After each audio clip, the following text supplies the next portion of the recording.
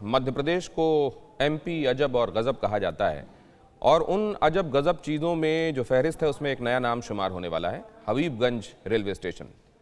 World class facilities के साथ ये अपनी अलग पहचान रखने वाला है और इसका उद्घाटन देश के प्रधानमंत्री करें उससे पहले ही यहाँ स्टेशन के नाम को लेकर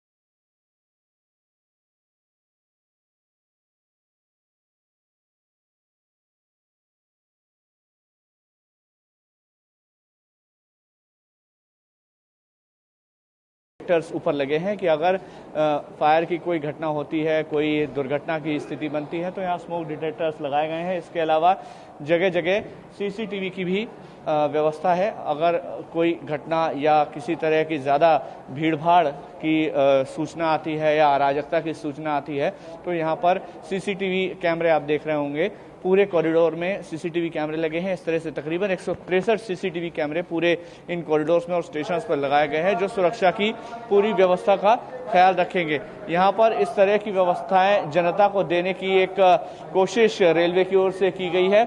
प्रधानमंत्री नरेंद्र मोदी 15 नवंबर को आकर इस रेलवे स्टेशन का लोकार्पण करेंगे।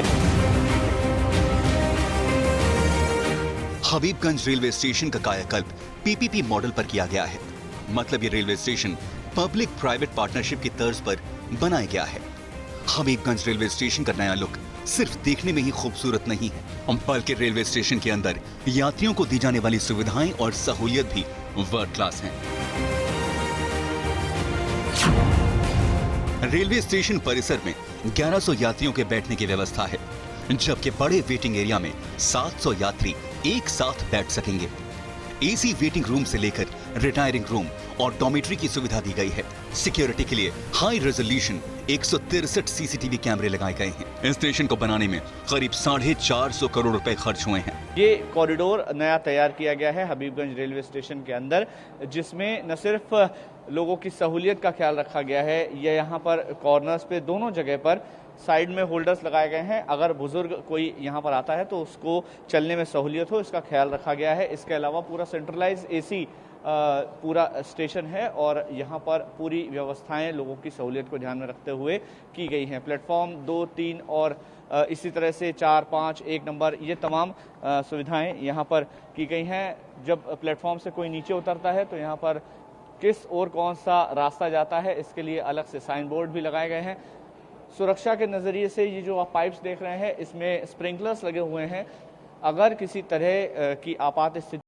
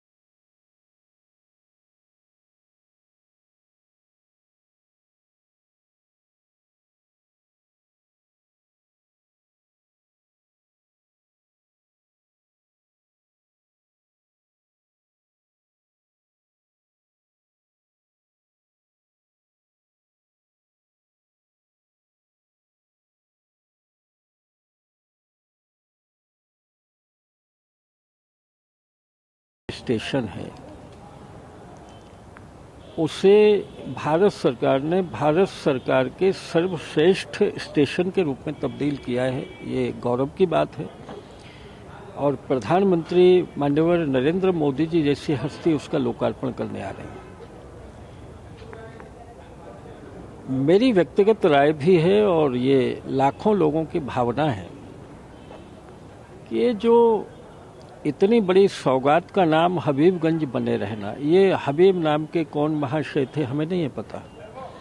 ये हबीबगंज नाम की कौन सी गली बस्ती रही होगी, तो ये अप्रासंगिक नाम हटाकर उतना ही बड़े महापुरुष के नाम पर इसका नामकरण होना चाहिए। हबीबगंज स्टेशन का नाम बदलने की जैसे ही मांग उठी, विपक्ष ने इसे बीजेपी की पुरानी सियासत का नाम दे दिया।